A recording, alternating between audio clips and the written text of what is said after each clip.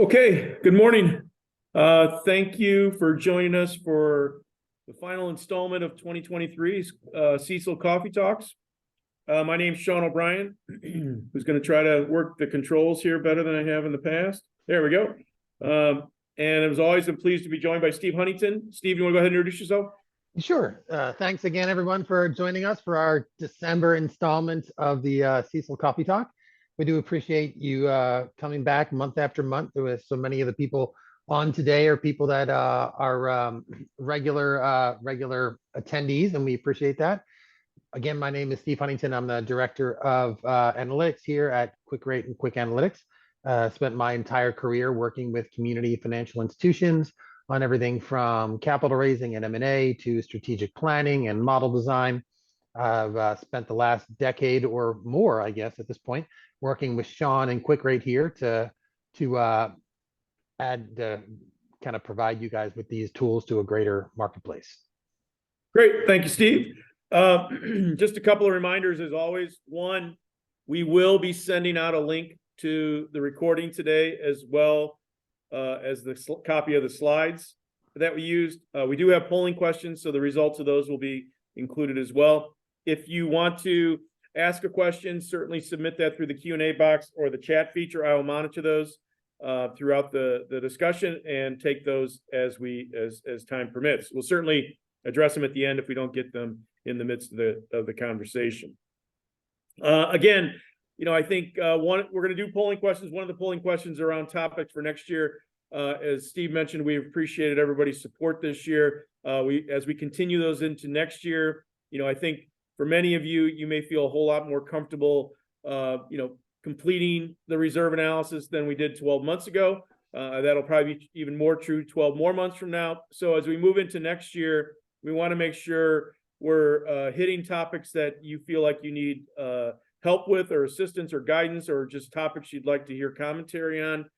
So that'll be one of the polling questions that we ask you to address today. So to that end, we will ask a few more questions than we did previously. I thought, given the turn of the calendar, I was curious about some of your thoughts just on next year. So beyond the typical polling questions we ask for a monthly response on, we've got a few additional ones today. So certainly appreciate your participation in these as we go. So we won't take quite as long with them, but the first one, and again, hopefully I'll successfully navigate these, is around the prime rate, right? Just, do you expect prime to be higher, lower, or about the same than this time next year? So just kind of curious for everybody's outlook and expectations. Because this, obviously a little bit will fuel kind of where we think and what we would expect from the economy and probably our credit portfolio as well. So, all right, so we'll stop this one. Thank you for participating. And I'll share those results. 57% think lower and 43% about the same. So thank you for sharing that one. The second one, again, back to our normal 12-month concerns. What concerns you most over the next 12 months? Just a single choice: deposit costs, loan demand, credit quality, or security portfolio valuation.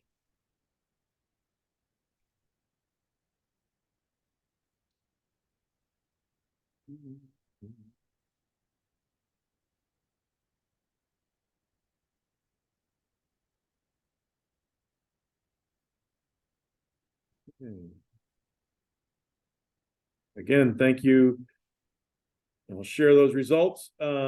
So 34% deposit costs, 21% loan demand, 36% credit quality, and 9% security portfolio valuation. So again, in next month's webinars, we'll kind of summarize some of the results from the last year on these questions and share those with you, just so we can see how things might have changed over the course of the year.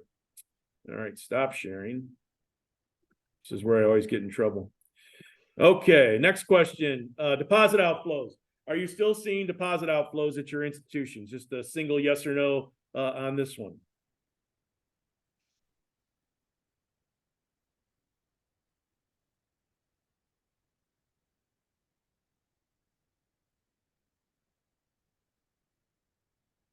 And the participation, thank you. This is great today. This is wonderful. So let me go ahead and end this one, and we'll share the results. 65% yes, 35% no. So again, this is something that I think is going to stay with us into next year. So we're going to try to stay keep our fingers on this pulse, because this one still is concerning to me for all of our institutions. All right, credit quality next up. Again, a single choice. Are you seeing any deterioration in your credit quality? A single yes or no response is what we're looking for here.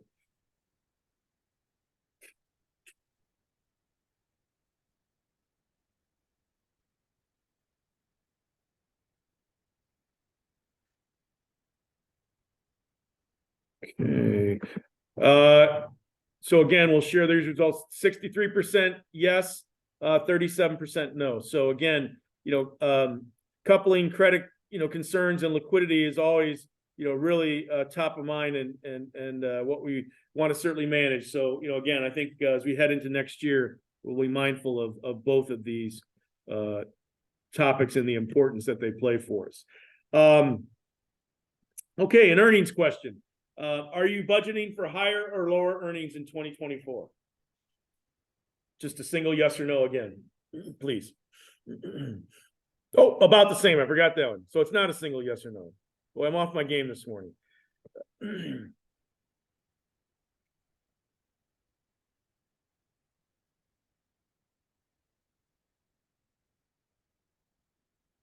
Okay, we'll end this one. Interesting results, I think here. 55% about the same, which is encouraging. 24% lower and 22% higher. So again, thank you for answering that question. Just a couple more. Reserves, again, a common question. Do you expect your reserve to be higher or lower, about the same this time next year? Again, just a higher or lower, about the same are our three choices.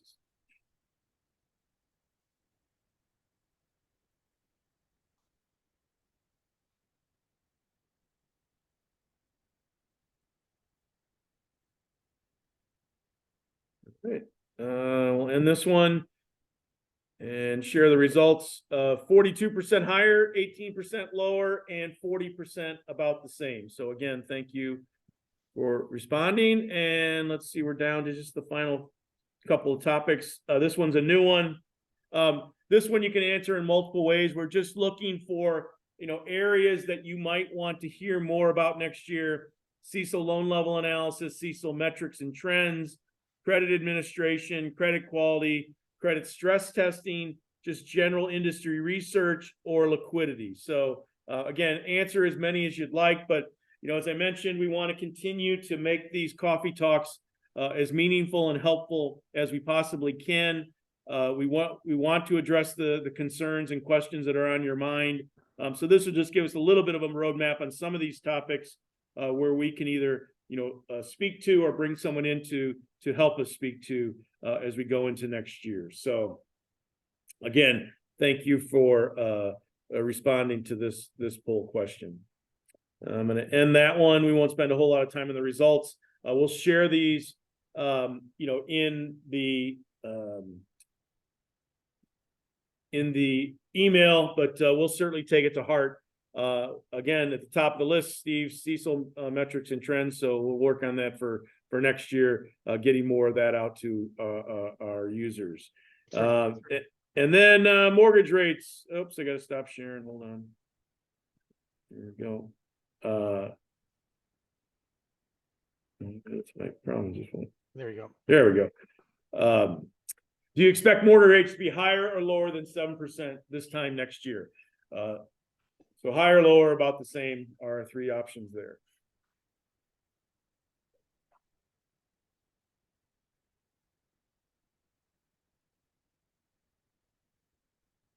And obviously, for many of us in the space, this is certainly a driver of activity where these things will be this time next year.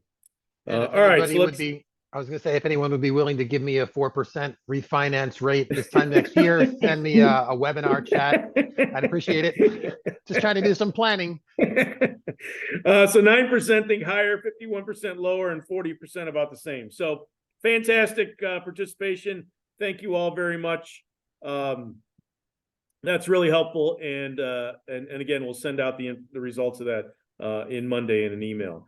Okay, so let me get my. So again, just before we get into kind of the topics, right? I think as we look back on 2023, I would hope, and I think, many of us are much more comfortable in the CECL process and analysis. So, congratulations and hats off to all of you. I think, you've done a tremendous job transitioning from the ALLL to the ACL. I think I certainly, from our point of view, appreciate the engagement in these coffee talks with our team, with the questions and information and issues you brought forward. And so I think as we think about next year, again, I think we're sitting here this time next year, you're going to be even that much more proficient in the reserve analysis. And so again, we're trying to be mindful of topics to bring to you, but then also how do we continue to improve the tool to make your life easier? And so, I think we've done a lot this year. I think we've tried to emphasize that most, if not all, of the improvements we made were optional, that they didn't require you to utilize them in order to conduct your analysis. But I think there's some of the things we've done have been with the outlook of as we move forward into this, you might be asked, we might be asked for more information. So, we're constantly in search of ways with your feedback to improve the tool, incorporating guidance we might get from an auditor or a regulator or just the industry. So we are always going to continue to seek out better ways to improve the tool. We will also strive and endeavor to make sure we're communicating those changes to you as effectively as we possibly can. But just know that's our mindset. That's kind of what we're doing and thinking about on an ongoing basis. Some of these we've talked about before. Steve's just going to touch on them again, just so you know. But again, that's really kind of where our minds always are with this tool. We've tried to slow the pace down here at the end of the year just to make sure we can kind of get through year end. But again, these are always going to be topics that are central to what we're working on. So Steve, I'll let you take this. Let me just look at this question here real quick. Let's take this one before we go. Do you know the range and size of credit unions that are using the CECL tool? I had someone mention that they thought we'd be using a more sophisticated tool for our size. Again, I think we've got credit unions ranging from small under 25 million all the way up to I think 2 or 3 billion is our largest. That's a loan portfolio size, so it's about a $5 billion credit union with about 3 billion in loans is the largest. Yeah, and so I would take the quote unquote sophisticated tool. Beauty's in the eye of the beholder. When we started with CECLSolver, I think a lot of people's expectation is that there was going to be a more sophisticated tool. Well, what's that mean? That means more work to me, right? And so if you haven't had losses in your portfolio, how much work should you do or want to do to defend that your reserve is really supported by Q factors?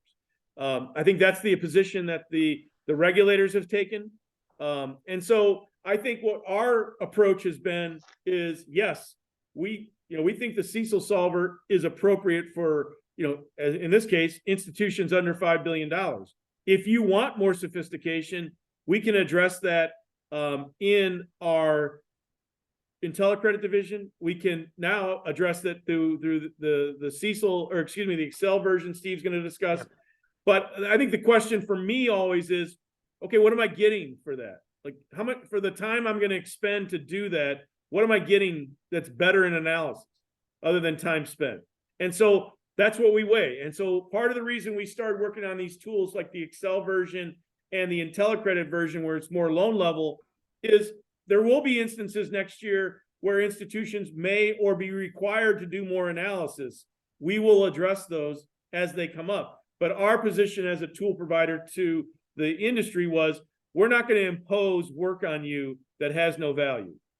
We will monitor and make sure our tool is most importantly compliant, and then improve it based on where we see the needs coming, the requests being asked, and where regulatory or auditor suggestions might improve it. But I think that's why we entered the space with our tools, because we saw a lot of quote unquote sophisticated tools being very expensive to credit unions that were providing no more enhanced or better analysis than what you could do with a portfolio-based solution utilizing call report information. Yep. So, are we for everybody? Maybe not, but that's where we came from with our tool. And Steve? we get asked that question a lot, right? What's the largest size institution that can utilize it, that this would be an acceptable solution for CECL? And there is no answer to that question, right?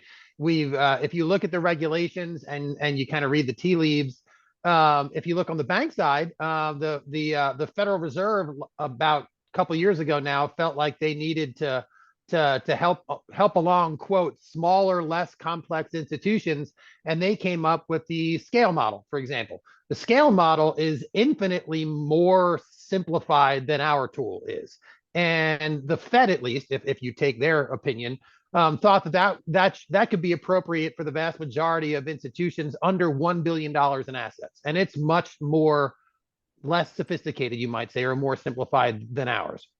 Again, that's just one opinion, but I've built some very large models in my day, and we felt strongly like this was not a place where that was going to be really value added to our users. And so, as Sean said, we looked at the regulations. We worked with the NCUA and the FDIC and FASB and the top people at all of those regulatory and accounting bodies who are in charge of CECL, and work with them closely in developing the tool that would be appropriate for the majority of community-based financial institutions. And a lot of times, more sophisticated models, as Sean said, it means more granular, way too much data a lot of times. And the other issue is the more granular you get, and the more you slice and dice portfolio, and the more different specific and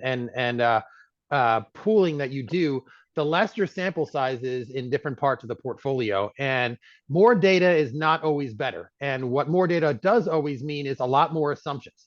And since so many credit unions and community institutions around the country have had pretty manageable credit losses over any reasonable historical period in time, the burden has always been, and will continue to be for the foreseeable future, from a reserve standpoint, is in qualitative factor adjustments, in subjective decisions you're making as to why you think the future is going to be worse than the very manageable past that we've recently had.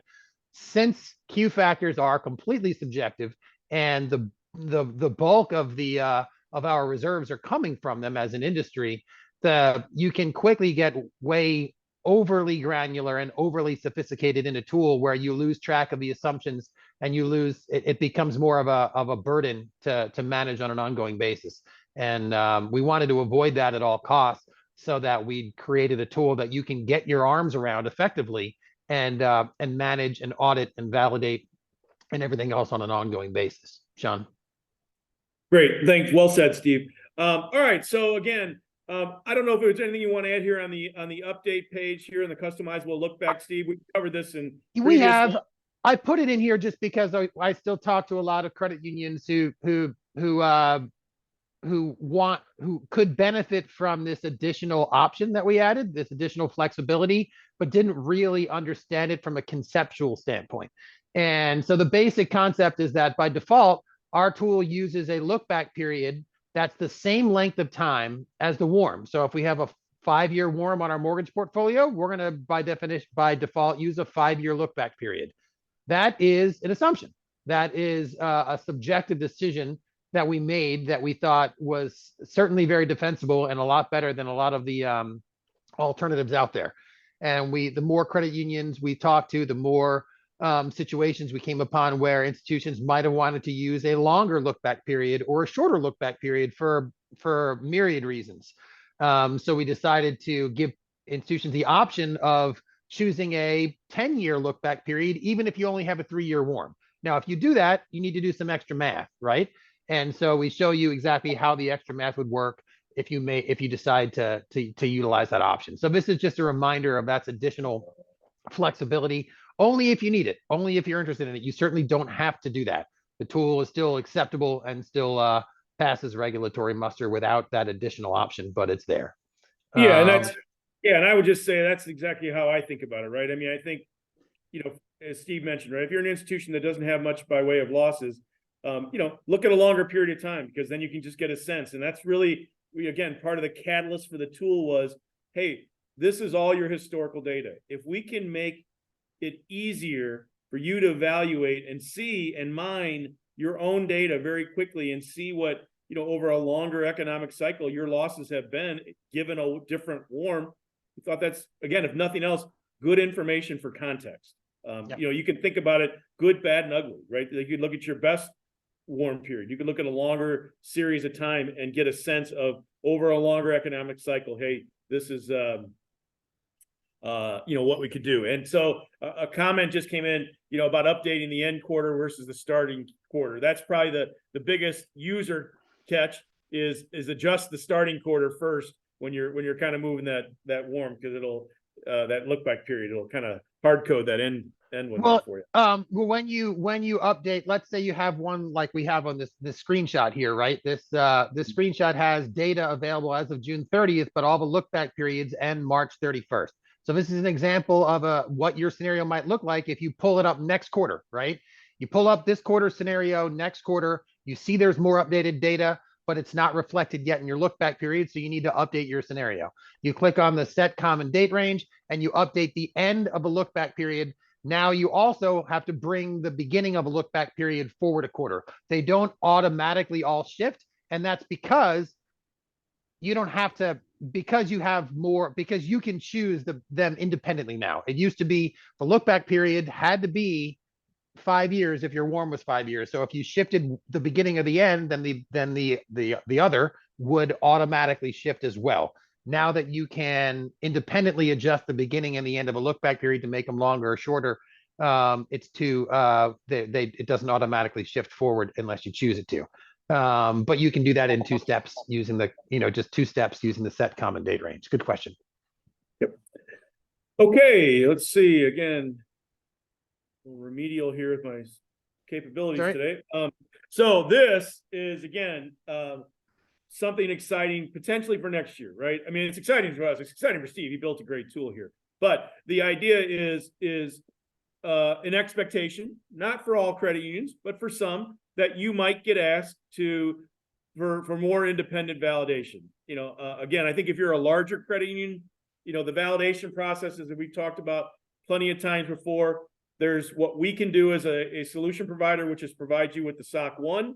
There's also the expectation that, and not always asked, but can be asked by an auditor for you to independently validate the tool or hire a third party to independently validate the tool beyond what we've done in the SOC 1. And when we say you, it still needs to be someone other than probably you on the call, because it's not someone using the tool, someone at your institution who is not you, the one using the tool, or us. So it can't be you, most of you, and it can't be us. It has to be someone independent of the process of doing the calculations here. So someone at your institution or another third party. Correct. And so the reality is again, not everybody will be asked to do this, but it's certainly a possibility. And so what we've done and what Steve has done is built essentially the equivalent of our CECLSolver in Excel. Now it has additional functionality and benefits as well, but the immediate hurdle we were trying to hit was this request that some institutions may get, or more likely may get next year as part of an audit, because since CECL was a 2023 event, it'll be captured in next year's audit for the first time. So we wanted to be prepared for that. So Steve will talk through it. This will be something we'll certainly cover in the over the next coming months. So don't feel like if you don't completely understand it today, we will spend time on it going forward. We just want this to be, again, out here for you to understand. Steve, take it away. Yeah, so 2 things before I share. I'm going to share my screen for a minute so you can see it. 2 things to add before we dig into it. First is that it is fully Excel based, but it is not the entire CECLSolver tool. It's the historical part, right? The first half of CECL, where we're going from all of your historical data to calculate your historical lifetime loss rates for each segment of the portfolio. This doesn't have Q factors or individually assessed loans or those type of calculations in the second half of CECL. It's all about all your historical data to calculate that. That's where the validation really part of it obviously comes in from an auditor standpoint. And the second is that this is available now. It's not something that you can run completely independently of us yet. If you're interested, if this is something that you think you can help you with an auditor question that you're dealing with now or soon down the road, you'll reach out to our sales staff or customer service, and we'll send you this Excel spreadsheet with your data in it. And then I'm going to show you how to use it and how to manipulate it right now.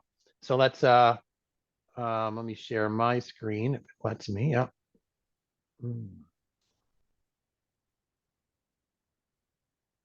There we go.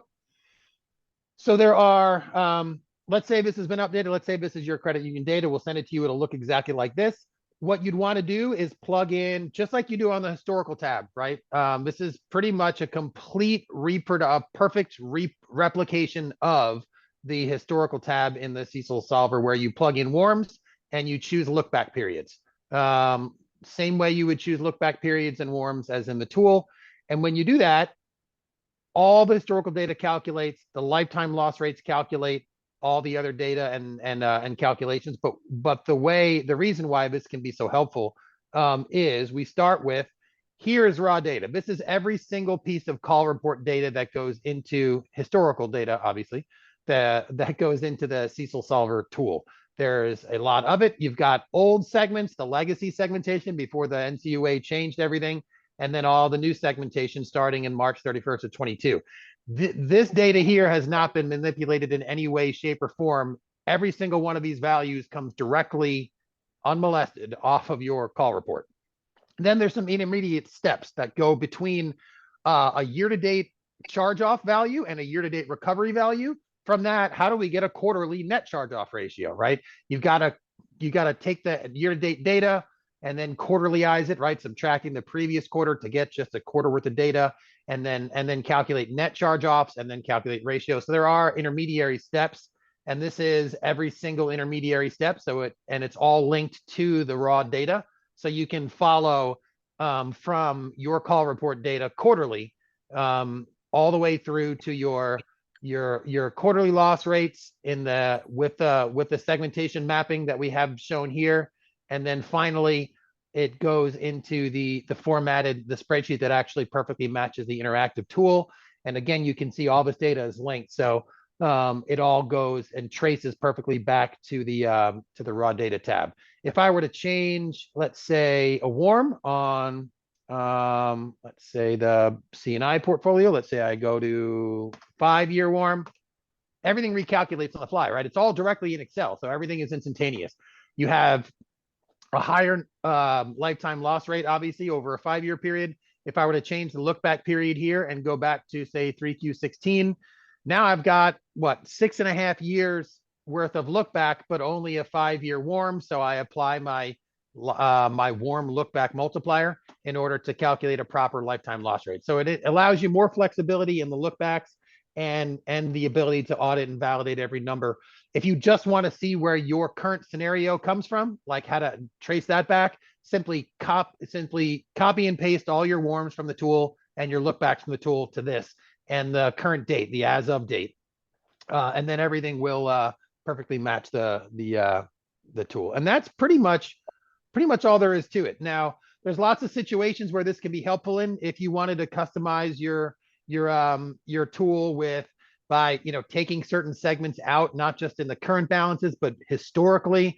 Let's say if you had a merger at some point and you want to do some other changing of your buckets and pools historically, you can plug in raw data from any user-defined call report or any user-defined loan segmentation you want to. You'd have to plug in pretty much all the data that you would have plugged in word on the call report, right? We would need quarterly balances for that custom segment going all the way back in time, quarterly charge-offs and quarterly recoveries. but then it will do all the same mechanisms, all the same math, all the way through to the formatted sheet so that you can effectively do that. So lots of reasons if you need more customization or flexibility, or just a once a year or once every couple year audit where they're getting picky about having you validate some of the calculations. This tool will be great in all those purposes. And once you have it, you can save it. It's your spreadsheet, and then we can help you updating it or help you to update the financial data on a quarterly basis, or you can open a new version of it. It's up to you. And at some point, we're working on ways to have you be able to update it and manage it completely independently of us. But right now, that would involve connecting to our server to update the spreadsheet. And we do have a tool that allows you to do that, but that's a bit of a separate subscription type tool, Sean, that we'll talk about in just a minute. But that's anything I missed on there, Sean? No, like I said, I think it's great. I think it's going to be really helpful. More to follow on it, but again, just kind of wanted to share what Steve's been working on and how we think it can help all of us going into next year. Yep. Okay, let me take back the screen. And let's see.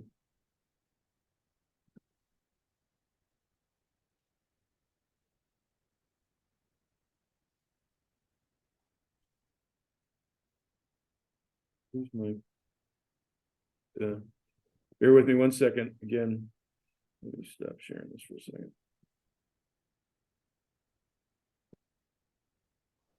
There's my screen.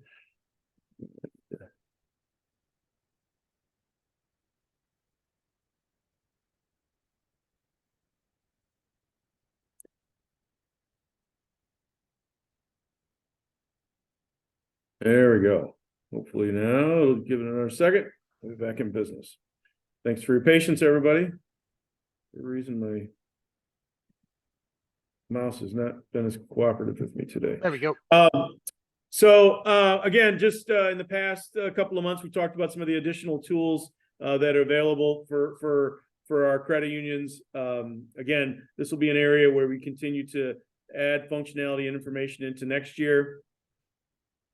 And so the question, yeah, there will be an additional charge, small one on the Excel tool. But yes, just reach out to not to access what I just showed, not for us to send you what I just showed you, but right. If you want to have full access to what I'm about to show you here, we have a separate tool called the Excel add-in tool, which allows you to pull all the quick analytics data directly into an Excel environment. It's not limited to credit union data. It has all levels of financial data for commercial banks, for SEC trading institutions. It has valuation information, M&A information. It is a huge data source of information directly in the Excel environment. So, and that's something that, is an additional subscription. But if you want what I just showed you with your data in it, so that you can, do the auditing and whatnot, then that's not extra. We can send you that.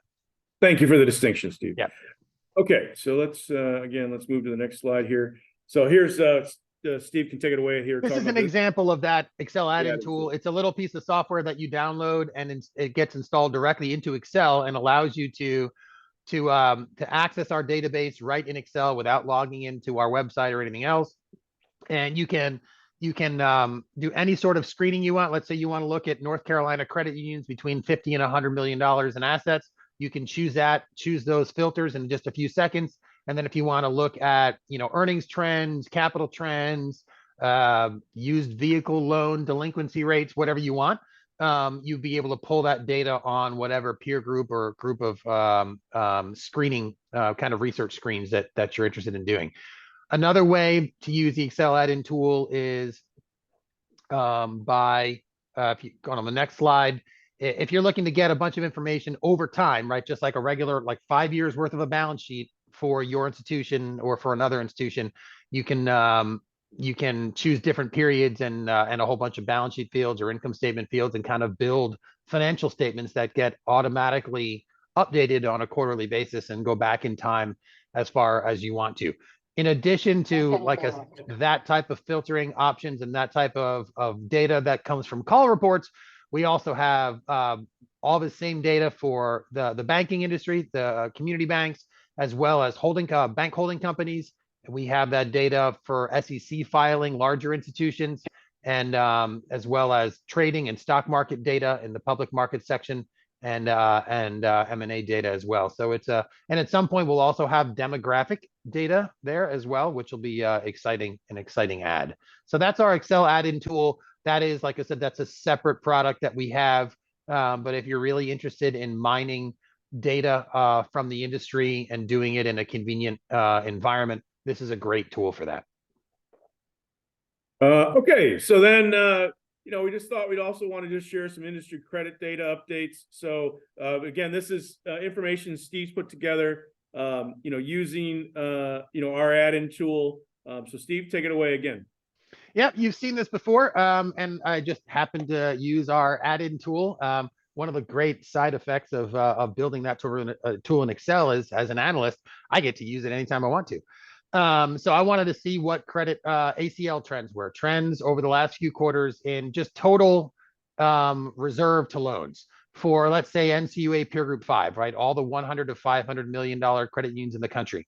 And we can see that there was a jump in reserves in the first quarter of this year when CECL was implemented. Not a big surprise. The median reserve to loans went from 50 basis points to 62 basis points. That's sort of a one-time jump as CECL came on board. And since then, there's very slight increase, right? 64 basis points in the second quarter, 65 basis points in the third quarter at the median level. But we also like to show 10th and 25th and 75th and 90th percentile, so you can get a feel for how spread out the reserve levels really are in the industry. Obviously, that's between the 25th and the 75th percentile. That's 42 basis points in reserve to 99 basis points in reserve. So that's a very large swath, right? The standard deviation is large here, which means that there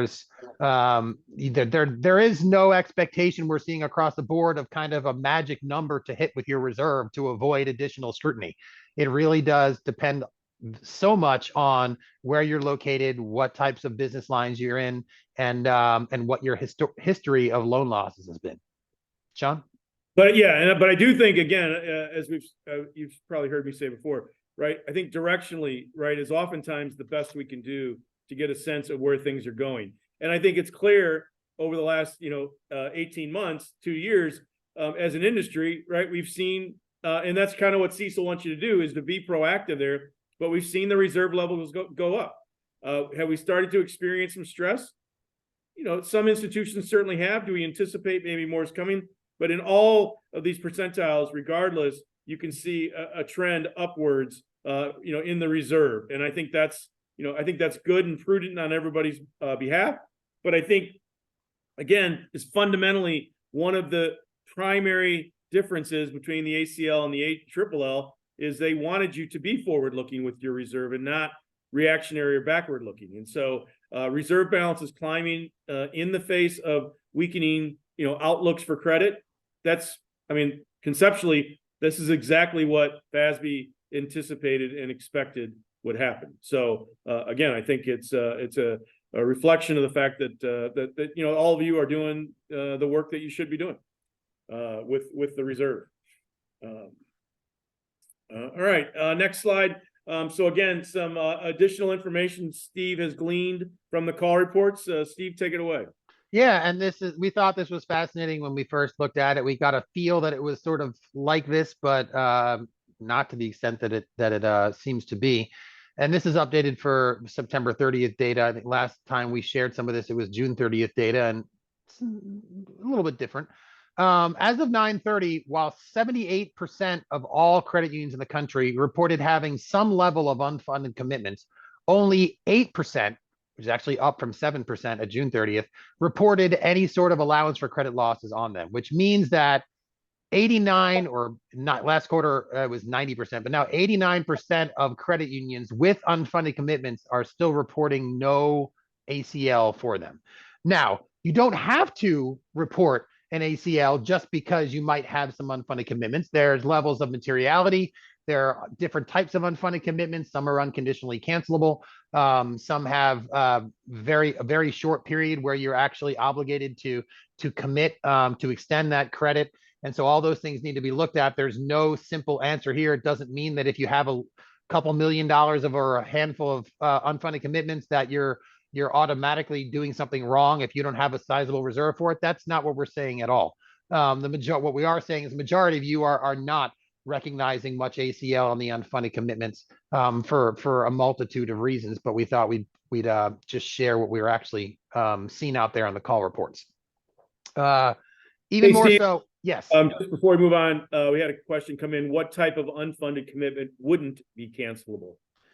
Well, from an accounting treatment standpoint, most unfunded commitments are not. Well, when we say cancelable, it's unconditionally cancelable. What that means is, if and I use credit card lines as an example because it's a very good one. Credit card lines are typically assumed to be unconditionally cancelable. At any point in time, you, as the extender of the credit, or the borrower, can decide to simply freeze the account or stop the availability of additional funds without having to jump through a bunch of legal and regulatory hoops to do so. The way the contracts are written for overdraft protection commitments, those are usually considered to be unconditionally cancelable. But the vast majority of your commercial loan commitments they're not unconditionally cancelable, right? There are very specific things written into the contract that say that this is a firm commitment to extend additional credit in the future, because those businesses rely on the availability of those funds and the fact that they're not completely unconditionally cancelable by the lender at any point in time. John? Yeah, thank you, Steve. Yeah, and I would just add, right? So this is an area where, again, I think it's important to recognize the standard calls for an evaluation of these. It's probably for most of you perfectly reasonable that you wouldn't have a reserve here, right? These are loans that don't yet exist today. The mindset from FASB, again, was coming out of the financial crisis. There were lines to borrowers in distress during the financial crisis that were able to be continually accessed, and the determination was made that the readers of financial statements determined that, or believed that, that was not really truly representing the risk by not having some acknowledgement that those lines potentially presented some risk to the institution. So unfunded commitments were born. Again, your responsibility is to evaluate those reserves. As Steve has touched on, there's clearly a materiality threshold. For many of you, the total amount might not be material. You may feel like you can turn off those lines at your convenience. But again, I think this is an area where over time we'll probably get a little bit more scrutiny. But for now, probably most of you are appropriate at not having a balance. But I wouldn't be surprised that if it not having something might prompt a question from a regulator and auditor. So just be prepared. Be prepared to defend why you don't feel like there's any reserve necessary. And again, I think we'll get more prescription from regulators and auditors, certainly moving forward. But for most of you, this is probably not a material number, so it's not of huge concern or focus. But just remember, the standard does call for you to evaluate those. And they can ask, your auditors can ask, and if they've got extra free time and they really want to dig in and start asking about each and every one of your assumptions that led you to believe you do or don't need a reserve for this, they certainly can. And so that's why we designed a module within the tool to give you a methodology that you could use to defend whatever reserve that you do decide to put in there, whether it's high or low or zero. Yeah. As far as the held to maturity securities is concerned, that's not surprising at all, right? 35% of you of credit unions around the country have some level of held to maturity securities, but the vast majority of those don't have any credit risk, right? They're government guaranteed type held to maturity securities, so therefore less than 1% of credit unions reported any ACL on the HTM securities. Literally 0.6% of credit unions around the country had any ACL for the HTM securities. So 98% of you that do have those securities are still reporting no ACL. That's just there because I assume most of you on the call probably have zero for that. to make you feel more comfortable that that's what most institutions are seeing right now, unless you have a more specialized situation or you're extremely large. By extremely large, I mean billions and billions of asset size. And what did I write? For reference, median ACL and loan portfolios was 74 basis points. As of, that should say 9:30, sorry. 74 basis points as of 9:30, which is up just a couple basis points from 6:30, which we already talked about, with the 25th and 75th percentiles being 45 and 117. So, yeah. And so again, thanks to Steve for putting that together. This will be something that we continue to update and monitor and share with you, as we move forward. Now that we're getting, multiple quarters of data, we'll be able to do monthly, or excuse me, quarterly and annual, comparisons here going forward. So again, more to follow with this data. Again, all designed, not to say one's right or wrong, is just to give you context around what's happening in the industry. And so we always feel like that always has value to our users. Okay, so at this point, we'll open it up to any other additional questions. You can go ahead and submit those in the chat or the Q&A. As we mentioned at the top, we will send out a link to today's recording along with a copy of the slides and the results of the polling questions. So that'll be coming to you in an email on Monday. We will certainly look forward to next year. We'll do the first installment of Coffee Talks on January 26th. So please register for those. Again, as long as you register, you'll always get a copy of the slides and a link to the recording. And again, we will take into account all the suggestions for future topics. But if not, we do have one more question coming. And I have something to as well. Someone asked how they could get a copy of a policy template, right? If you have access to the tool, here, do you want to just pull it up, Steve? You want to go ahead and share it? Yeah, why not?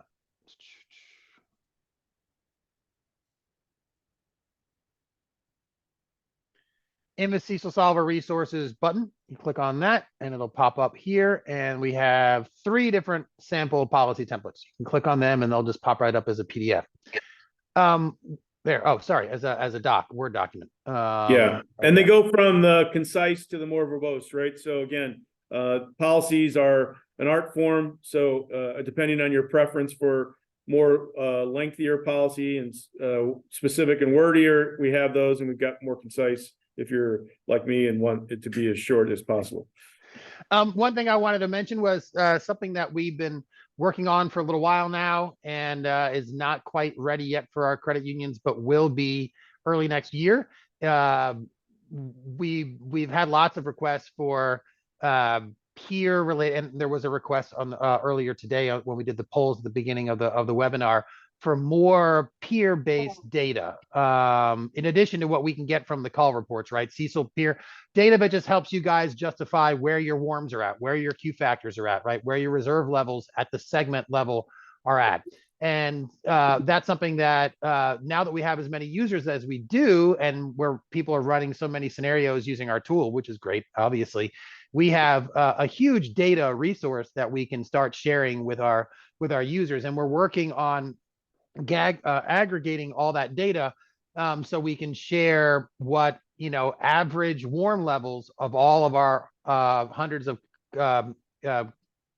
credit union users are at the segment level, and how that's changing over time. So we'll be able to share with you, for used auto loans, warms have declined by 3/4 of a year or by a quarter of a year over the last couple quarters, and this is what median values look like, as well as these are the levels of Q factor adjustments we're seeing from credit unions like yours around the country. If you have a sample size of 20, 30, 40 scenarios to go with, that's not going to be good data. But we have a sample size of thousands of scenarios run by hundreds of credit unions.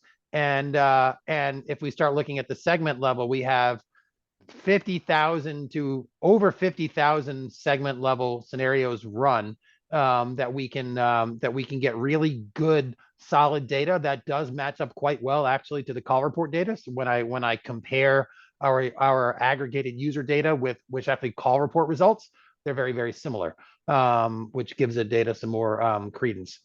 That's something we'll share with you guys as soon as it's available. And it really should help you out when you're kind of considering if you think you're over or underestimating your warms or want to be more aggressive or defensive and are looking for justification or defense for that from a Q factors or a warm standpoint, then we'll be able to give you that data and provide it as well. John? Thanks, Steve. Okay, so I think that's all the questions we have today. So again, register for us in January. I certainly want to thank all of you for making these coffee talks such an enjoyable experience for us this year. Steve and I hope you found them helpful. We will continue to do them. Again, we want to make sure they continue to be meaningful. So appreciate the sharing on topics today. Certainly suggest anything in the interim. But Steve, any final words before we let them go to have their weekend? Nope. Hope everyone has a happy and restful holiday, and we'll be back at it with CECL and anything else y'all need from us in the new year. Agreed. Thank you all so much. Enjoy your holidays, and we'll see you in January. And again, thank you so much. Have a great weekend. Thanks, everybody. Thanks.